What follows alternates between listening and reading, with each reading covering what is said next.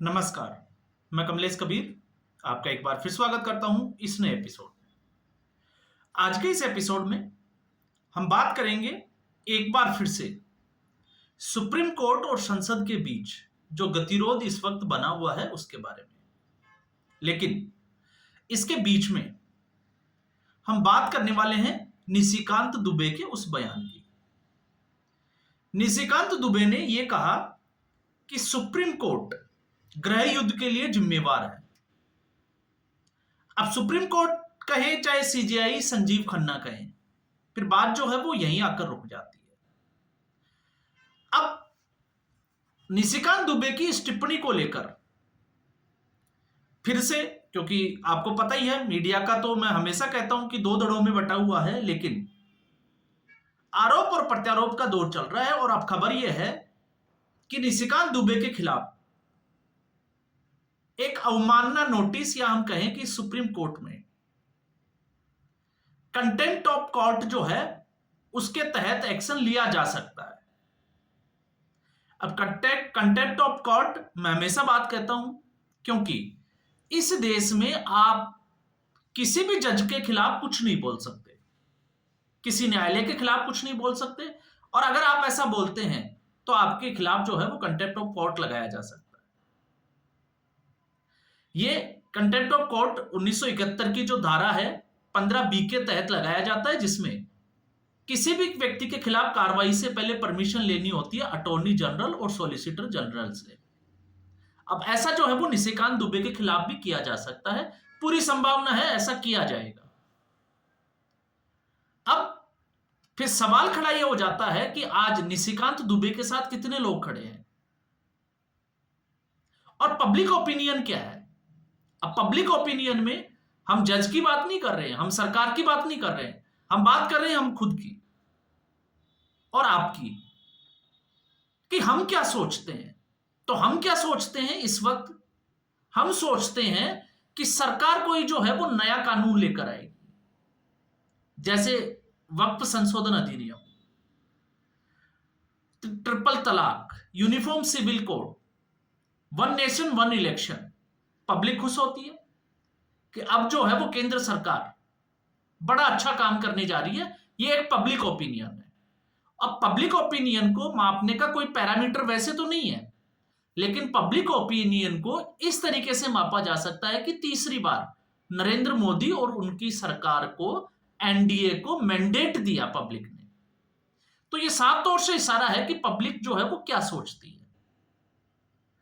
तो पब्लिक ने सोचा कि वक्फ बोर्ड को लेकर जिस तरीके से अवैध तरीके से लोगों की संपत्तियां कब्जा की जा रही है और वो कोर्ट भी नहीं जा सकते, इससे जो है वो लोगों को राहत मिलेगी, ये एक अच्छा कानून है। और फिर आप पब्लिक सेंटिमेंट भी देख लीजिए। जब ये जेपीसी के लिए गया, इसमें डिले हुआ, तो पब्लिक नाराज भी दिखाई दी कि केंद्र सरकार जो है वो कमजोर है, और विपक्ष ने निशाना साधने की कोशिश की कि ये बैसाखियों की सरकार है इसी बहाने से। फिर जब ये बिल पास हुआ तो पब्लिक जो है वो बड़ी खुश हुई। फिर ट्रोलिंग शुरू हुई कि नरेंद्र मोदी कम सीटें होने के बावजूद ये सरकार जो है वो बड़ी मजबूती से काम कर रही है। लेकिन पब्लिक के जहन में फिर भी एक क्वेश्चन जो है वो बार बार उठ रहा था कि मामला संसद तक है तब तक तो ठीक है, लेकिन अब ये मामला सुप्रीम कोर्ट में जाएगा, और सुप्रीम कोर्ट ने अगर ऐसा फैसला दे दिया जो वक्फ के फेवर में, जो विपक्ष चाहता है, अगर उसके फेवर में आ गया तो फिर इस कानून का क्या होगा। तो फिर सवाल यह है कि पब्लिक की यह धारणा क्यों बनती जा रही है। पब्लिक की यह धारणा इसलिए बनती जा रही है कि मणिपुर हिंसा के ऊपर सुप्रीम कोर्ट स्वतः संज्ञान लेता है और सरकार से जवाब मांगता है, केंद्र सरकार से। लेकिन पश्चिमी बंगाल में जिस तरीके से वक्फ बिल पास होने के बाद में दंगे हुए, और जो पश्चिमी बंगाल की सरकार की जो रिपोर्ट है, मैंने एक वीडियो छोड़ के पिछले वीडियो में बात की थी कि बड़े सनसनीखेज खुलासे किए हैं। लगभग 300 से ज्यादा बार बुलेट चले हैं, वहां फायरिंग हुई है, जिसमें रबर 150 के आसपास रबर बुलेट, और एक्चुअल जो फायरिंग हुई है हवाई फायर, वो लगभग जो है वो 200 के ऊपर। एक अधिकारी की पिस्टल छीन ली जाती है। हिंदुओं के घरों को चुन चुन कर टारगेट किया जाता है और उसके बाद में हिंदू अपने ही देश में शरणार्थी बन के रहते हैं मालदा के कैंप में। तो सुप्रीम कोर्ट उस पर स्वतः संज्ञान क्यों नहीं लेता? इसलिए जनता के दिल और दिमाग दोनों में जो है वो ये क्वेश्चन बार बार उठता है कि कहीं मामला सुप्रीम कोर्ट में ना अटक जाए। और फिर जब हम इससे आगे बढ़ते हैं तो सुप्रीम कोर्ट अपने आप को सुपर संसद जो है वो समझने लगा। निशिकांत दुबे के उस स्टेटमेंट को और जगदीप धनखड़ के स्टेटमेंट को अगर हम समझेंगे तो इशारा यही है कि वो संसद के जो कानून है, कार्यपालिका की जो शक्तियां हैं, उसके बीच में इंटरफेयर कर रहा है। जबकि संविधान ने न्यायपालिका हो चाहे कार्यपालिका हो, सबको अपनी अपनी जगह जो है वो शक्तियां दी है। तो फिर ये टकराव की स्थिति क्यों? और क्या सुप्रीम कोर्ट जिस आर्टिकल 142 की हम बात कर रहे थे, कल भी हमने बात की थी, क्या उसका फायदा उठाते हुए राष्ट्रपति को आदेश दे सकता है? तो जब राष्ट्रपति को आदेश दे सकता है तो मैं फिर कहता हूं आपको, अनुच्छेद 142 ये कहता तो है, लेकिन उसमें यह भी लिखा हुआ है कि उसके लिए सुप्रीम कोर्ट की संवैधानिक पीठ ही सुनवाई कर सकती है, खंडपीठ नहीं। तो क्या सुप्रीम कोर्ट ने उस प्रोसीजर को फॉलो किया? बिल्कुल नहीं किया। और जब सुप्रीम कोर्ट राष्ट्रपति तक जो है वो इस तरीके का, और मैंने कल आपको एक केस भी बताया था, आप उस वीडियो को देखिए। मैंने 2006 यूपीए के सरकार के समय एक केस की बात की थी और जिसमें साफ तौर से सुप्रीम कोर्ट की यह टिप्पणी थी कि राष्ट्रपति के खिलाफ जो है वो जब तक पद पर है, ना उनके खिलाफ जो है वो कोई कानूनी कार्रवाई की जा सकती है, ना उनको अरेस्ट किया जा सकता है।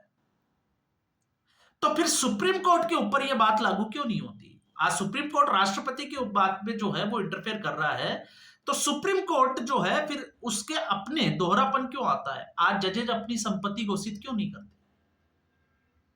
दूध का दूध और पानी का पानी हो जाएगा कि जज की सैलरी कितनी है और ऊपर से कमाई कितनी है।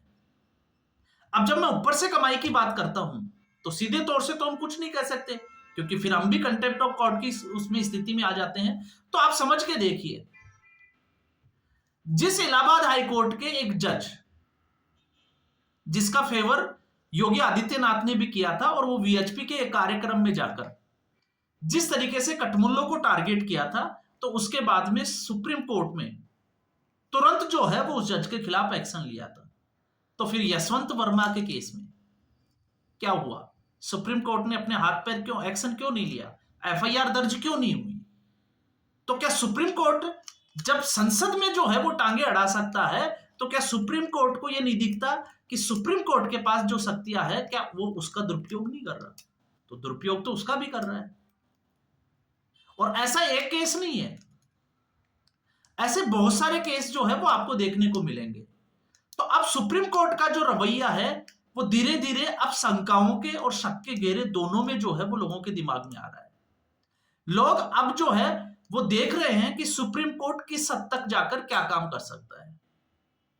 अब निशिकांत दुबे से भले ही जेपी नड्डा ने किनारा कर लिया हो, लेकिन देश की जनता की जो भावनाएं हैं वो किस तरफ है, ये देखना भी जरूरी है। और जब ये देखना जरूरी है तो ये सुप्रीम कोर्ट, एक समय ऐसा था जब साहबानो केस में संसद में सुप्रीम कोर्ट के फैसले को बदल दिया गया, तो सुप्रीम कोर्ट बिल्कुल चुप था, भीगी बिल्ली बना हुआ था।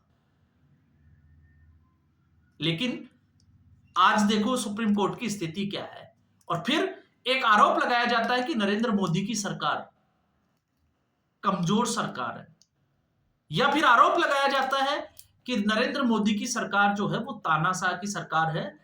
ये संवैधानिक पदों पर या संवैधानिक जो एजेंसियां हैं उनका दुरुपयोग कर रही है। अगर नरेंद्र मोदी की सरकार वाकई में तानाशाह होती तो क्या इस तरीके के फैसले लिए जाते? और अब सवाल यह भी है कि आखिर केंद्र सरकार इस पर चुप क्यों है? सवाल इस पे भी खड़े होते हैं कि आखिर केंद्र सरकार को भी ये जो है वो निर्णय की स्थिति में पहुंचना होगा कि जिस तरीके से ये टकराव की स्थिति बन रही है उसको कैसे रोका जाए। और अगर नहीं रोका गया तो जिनको जनता चुनकर भेजती है, कानून बनाने का या बिल पास करने का अधिकार उनको है, या फिर नॉन इलेक्टेड जिनको जनता चुनकर नहीं भेजती जो एक जिसको हम कहते हैं कि सैलरी बेस्ड जो नौकरी करते हैं, क्या उन लोगों के हैं जो न्यायालय में न्यायाधीश बनकर बैठे हैं? तो सवाल दोनों तरफ से उठ रहे हैं और जवाब जो है वो सिर्फ और सिर्फ केंद्र सरकार को देना है कि केंद्र सरकार इसको कहां जाकर रोकने का प्रयास करती है, या सिर्फ जो है वो सहन करती है। क्योंकि इससे पहले भी एक दो फैसलों में केंद्र सरकार ने, सुप्रीम कोर्ट ने ऐसे फैसले लिए जिसके खिलाफ केंद्र सरकार ने जाकर वो बिल पास किए ही नहीं, दोबारा से संसद में पेश ही नहीं किए। तो आज के एपिसोड में बस इतना ही। उम्मीद करूंगा ये वीडियो एपिसोड आपको पसंद आया होगा। वीडियो को लाइक करें, शेयर करें और अपने राय जो है वो कमेंट बॉक्स में जरूर रखें। धन्यवाद।